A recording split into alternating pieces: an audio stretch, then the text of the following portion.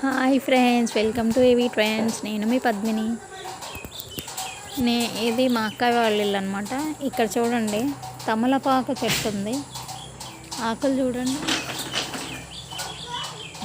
తమలపాక లేకపోతే చూడండి ఎంత పెద్ద వెడల్పుగా తమలపాకులు.